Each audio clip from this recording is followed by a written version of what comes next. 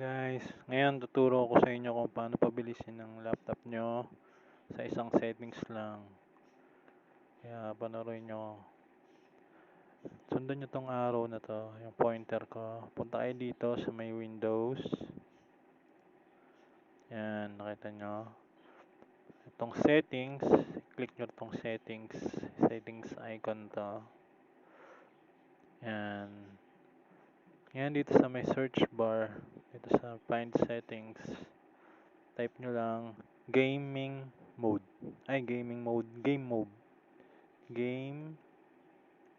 mode. Yan.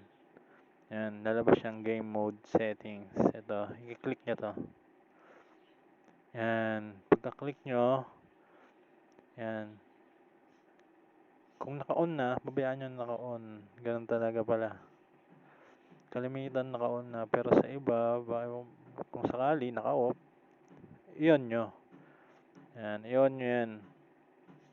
Pagka-on yan, yan, may enhance ang gaming experience nyo sa laptop nyo.